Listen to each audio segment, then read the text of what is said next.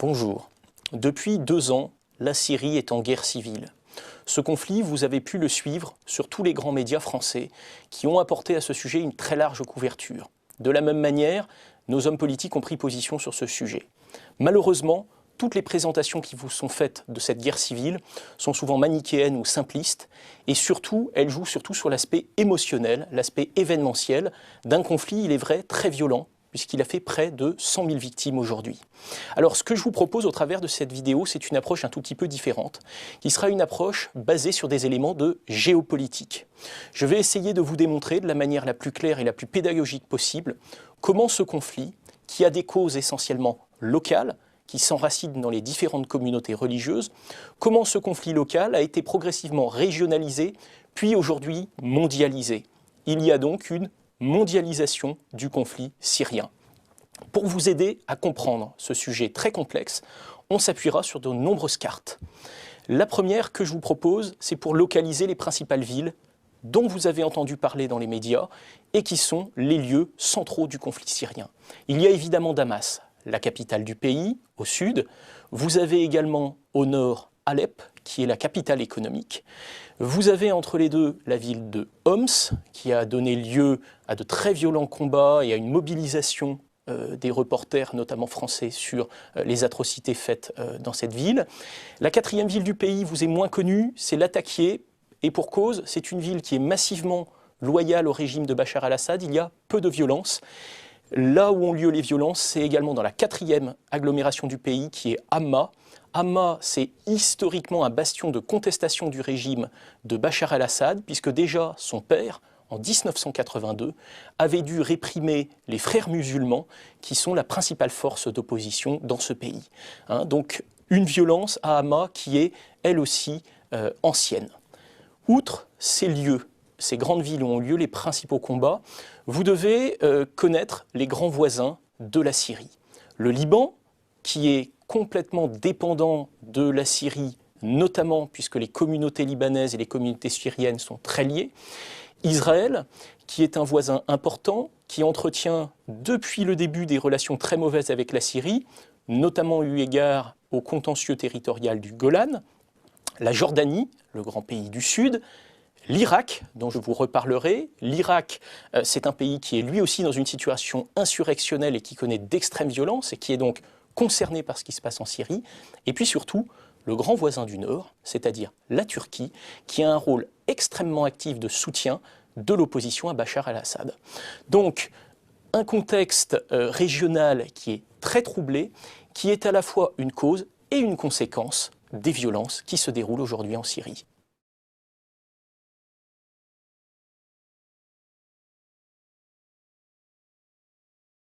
Avant de vous présenter les différentes communautés qui forment la population syrienne, je dois vous rappeler que l'islam, dès ses origines, s'est scindé en 2 branches rivales. Ces 2 branches sont le sunnisme et le chiisme. Elles se séparent à partir de 632, à la mort de Mahomet, lors d'une querelle de succession. Cette querelle de succession est ensuite devenue une querelle de dogme qui fait que le Proche et le Moyen-Orient musulman est profondément divisé. La population syrienne, qui est environ de 21 millions d'habitants, est une population presque intégralement arabe, c'est-à-dire des gens qui ont une filiation historique et une langue commune. Pour autant, cette unité est en fait fragilisée par cette différence entre sunnites et chiites, et d'ailleurs d'autres religions viennent se greffer. La communauté, sur ces 21 millions d'habitants, la plus influente aujourd'hui, ce sont les Alaouites. Les Alaouites sont en quelque sorte en Syrie une variante de la religion chiite. Ce sont des chiites avec des dogmes et une interprétation un tout petit peu différente. Ces Alaouites, vous le voyez sur le graphique, forment entre 10 et 12% de la population.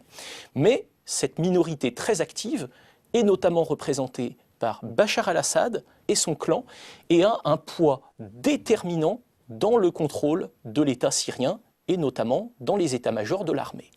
Ces chiites alaouites sont soutenus en majorité par une autre communauté qui sont les Druzes. Les Druzes, c'est une variante de l'islam que beaucoup de musulmans estiment d'ailleurs comme non musulmane. Les Druzes sont eux aussi issus du chiisme, et en tant que minorité et par affinité dogmatique, sont souvent historiquement très proches des Alaouites. Viennent ensuite, dans les différentes minorités, les chrétiens. Les chrétiens, vous le voyez sur la carte, n'ont pas de réduit territorial. Ils sont dispersés notamment dans les grandes villes ou à travers le territoire. Ils forment, comme les Druzes, entre 6 et 8% de la population. Se rajoute une autre communauté, ce sont les Kurdes, qui sont aujourd'hui en périphérie de ce conflit. Les Kurdes ont une revendication essentiellement nationaliste, la question religieuse est ici secondaire, et je vous rappelle que cette question kurde, bien que secondaire dans le déroulement de la guerre civile actuelle, est une question transnationale, puisque les Kurdes, c'est un peuple qui souhaite un État, sachant que ce peuple est dispersé entre la Syrie, la Turquie, l'Iran et le nord de l'Irak, comme indiqué ici. Face à ces minorités, vous avez une très grande majorité des Syriens qui sont des Arabes sunnites, qui forment jusqu'à 65 ou 70% de la population. Ils apparaissent majoritaires sur une grande partie du territoire. Cette majorité s'estime aujourd'hui sous-représentée dans les organes de pouvoir et s'estime spoliée par la coalition qu'Assad et les autres minorités ont formée pour garantir leur propre protection et leurs propres intérêts. Alors, se rajoutent 3 à 4% d'autres minorités, notamment sur la frontière avec la Turquie. Et la carte que je vous présente est évidemment approximative. Les couleurs, qu'elles soient le vert, le bleu ou d'autres couleurs, sont très simplifiées, puisqu'il y a énormément de régions mélangées, avec plusieurs confessions sur une même localité, notamment dans les grandes villes que je vous ai présentées au début de cette vidéo, notamment à Damas, Hama, Homs et Alep. C'est pour cela que quartier par quartier, vous avez une guérilla urbaine entre les différentes communautés qui forment les villes qui sont l'enjeu de ce conflit. On observe donc autour de ces grandes villes, là où la population est d'ailleurs la plus nombreuse, une vaste zone qui est l'enjeu stratégique de ce conflit. Donc, la base de ce conflit, c'est bien un différend entre les différentes communautés, les minorités qui soutiennent massivement le régime et la majorité sunnite qui s'estime marginalisée dans ce système.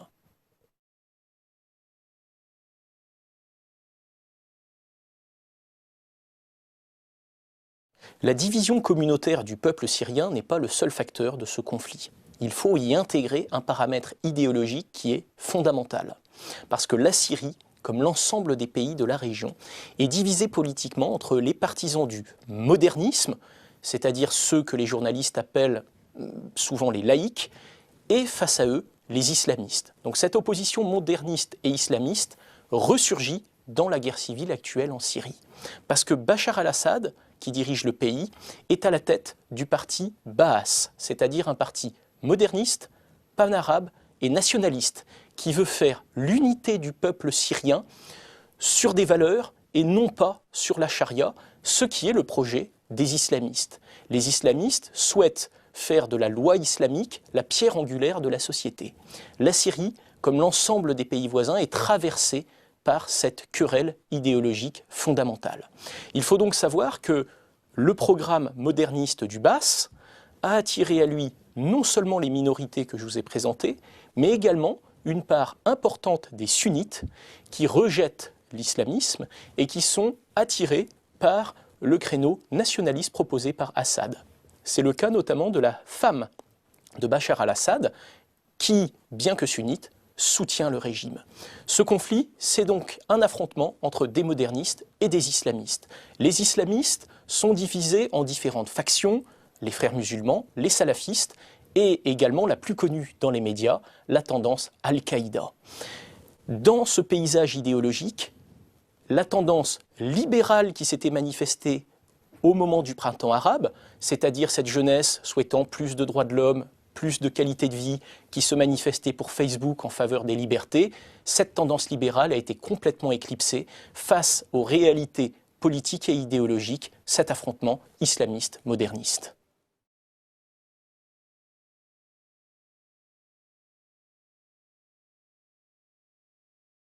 En plus de ces paramètres internes qui sont complexes, il faut prendre en compte l'intervention des puissances extérieures et de tous les voisins de la Syrie, puisque la guerre civile syrienne est un conflit qui s'est très vite régionalisé. Vous voyez ici la Syrie en rouge, dans son environnement régional, et je vais indiquer également en rouge les pays qui soutiennent Bachar al-Assad, et face à ça, les pays en bleu qui œuvrent pour la chute de Bachar al-Assad. Le principal soutien du régime actuel, c'est l'Iran. L'Iran est la grande puissance chiite, dirigée par les ayatollahs, et les ayatollahs souhaitent apporter une protection à l'ensemble des chiites de la région. Il est donc logique que l'Iran soutienne Bachar al-Assad, qui est un alawite, c'est-à-dire qu'il est membre de la mouvance chiite. Face à l'Iran, d'autres puissances, au contraire, soutiennent les rebelles. C'est le cas notamment de la Turquie. La Turquie est dirigée depuis 2002 par des islamistes, dirigés par M. Erdogan. M. Erdogan mène, en matière de politique étrangère, une politique dite néo-ottomane, c'est-à-dire que la Turquie soutient, dans l'ensemble des anciennes provinces ottomanes, les islamistes sunnites. C'est-à-dire que la Turquie soutient, arme et finance les rebelles qui souhaitent la chute de Bachar al-Assad.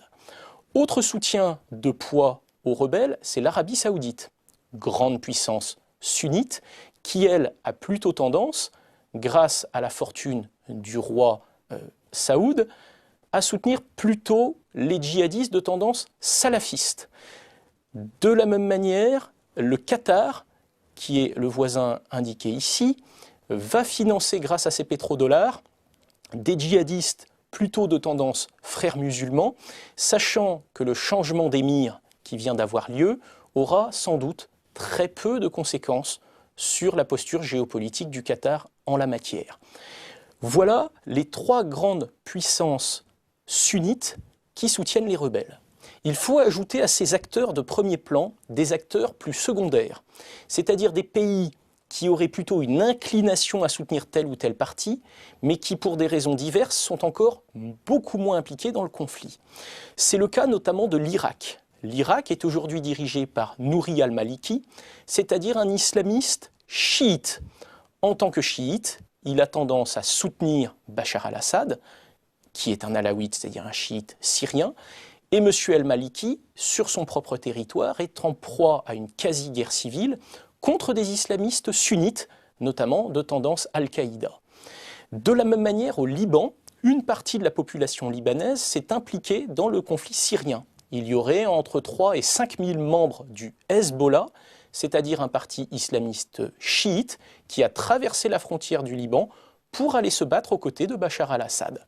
Par contre, cette question divise profondément la société du Liban, puisqu'une partie du Liban reproche le soutien fait par Téhéran au Hezbollah et souhaite au contraire que Bachar al-Assad quitte le pouvoir pour mettre en place un régime plus favorable aux sunnites. Les Libanais sunnites et chiites se divisent donc sur la conduite à mener par rapport au conflit syrien.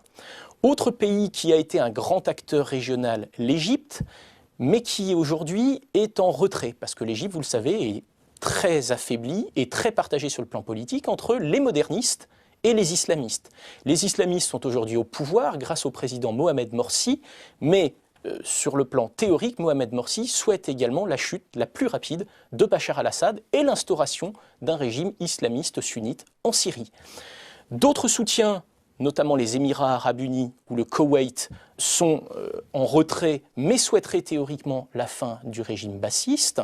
Et d'autres pays, notamment la Jordanie, sont dans un entre-deux. La Jordanie est officiellement favorable aux rebelles, mais sur le terrain, le roi Abdallah, qui est menacé également par les frères musulmans et dont le pouvoir est très contesté pour diverses raisons, est en fait très réservé. Même chose pour Israël. Israël a été un temps un fervent partisan des rebelles, mais a perdu différentes raisons de souhaiter la fin d'Assad, notamment Bachar al-Assad ne soutient plus les mouvements de résistance palestiniens puisque ces mouvements sunnites se sont détournés de la Syrie et sont aujourd'hui soutenus par le Qatar, et le plateau du Golan est en grande partie contrôlé par les islamistes, et donc Israël craint pour sa sécurité. Israël est, contrairement au début du conflit, beaucoup plus prudent. Vous le voyez, tous les pays de la région sont en quelque sorte concernés par ce qui se passe sur le territoire syrien.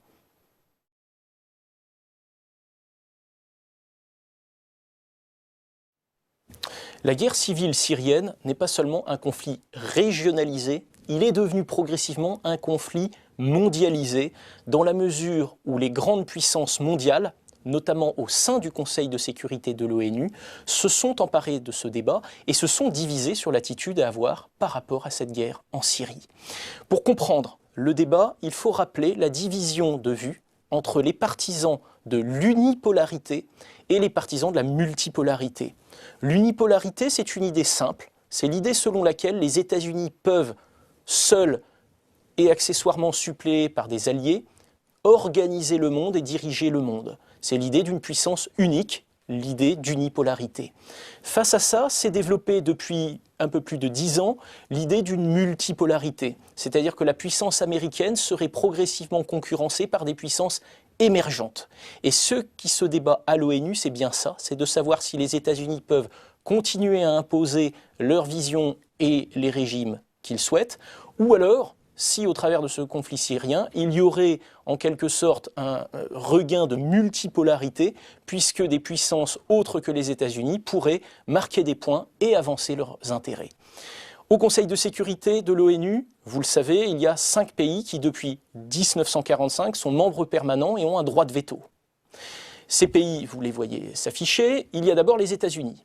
Les États-Unis veulent évidemment la chute de Bachar al-Assad, puisque Bachar al-Assad est un régime plutôt allié de la Russie, proche de l'Iran, donc de pays qui ne rentrent pas dans la vision unipolaire. Les États-Unis voudraient remplacer le régime actuel par un régime islamiste sunnite qui deviendrait l'allié naturel de la Turquie et de l'Arabie saoudite, et donc des alliés de l'Amérique. Face à cette volonté américaine de changer de régime, 2 pays apportent leur soutien. Il s'agit évidemment du Royaume-Uni, qui, par l'intermédiaire de David Cameron, mais depuis bien longtemps, est un allié extrêmement fiable et fidèle des États-Unis. Donc l'Angleterre est aujourd'hui à la pointe du combat contre Bachar al-Assad et à la pointe du soutien des islamistes qui lui font face. La France, elle, a une position un peu paradoxale. Au début de son mandat, le président Sarkozy avait fait de l'amitié avec Bachar el-Assad un axe de sa politique en faveur de l'Union pour la Méditerranée. Donc en début de mandat, Nicolas Sarkozy était tout à fait bienveillant par rapport à Bachar el-Assad et l'a d'ailleurs reçu dans les conditions que l'on sait. Au moment du printemps arabe et du début de la guerre civile syrienne, Nicolas Sarkozy va complètement changer sa position et va se rallier à la position américaine, c'est-à-dire qu'il va être à la pointe pour réclamer une intervention ou un soutien des djihadistes qui font face à Assad. Cette politique a été continuée dans les mêmes conditions par le président Hollande qui lui aussi est en première ligne pour réclamer un armement des rebelles. Face à cette coalition en faveur de l'unipolarité et du renforcement de l'influence américaine, 2 pays au Conseil de sécurité se sont opposés et ont fait connaître des vues différentes. Il s'agit bien évidemment d'abord de la Russie. La Russie de Vladimir Poutine a plusieurs raisons de soutenir Bachar al-Assad. Bachar al-Assad, c'est d'abord un ami de la Russie. La Syrie était alliée de l'Union soviétique, la Syrie reste un des seuls alliés de la Russie, et d'ailleurs offre à Tartous une base militaire en Méditerranée pour l'armée russe. D'autre part, Vladimir Poutine a une politique de répression systématique de l'islamisme sunnite, puisque notamment dans le Caucase, la Russie est aux prises avec des groupes djihadistes sunnites, et donc la Russie en toutes circonstances s'est opposée à cette tendance politique. La Russie arme le régime de Bachar al-Assad et souhaite, de ce point de vue, faire valoir sa vision des relations internationales. C'est un soutien de poids qui est ponctuellement conforté par l'attitude de la Chine. La Chine a beaucoup moins d'intérêt en Syrie que la Russie, mais par contre la Chine promeut une vision multipolaire du monde, c'est-à-dire qu'elle souhaite que des puissances autres que les États-Unis puissent se manifester, et la Chine, en outre, est hostile au principe d'ingérence des États-Unis, notamment dans les affaires intérieures, et donc la Chine, comme la Russie, a mis son veto à une intervention de l'ONU contre le régime de Bachar al-Assad. Donc on le voit, un conflit qui a des racines locales, des dimensions idéologiques importantes, un conflit qui se régionalise et qui se mondialise. Et donc, au terme de cette vidéo, je souhaitais vous apporter des éléments pour comprendre qui, je l'espère, compléteront les différents reportages que vous suivez quotidiennement sur cette guerre civile.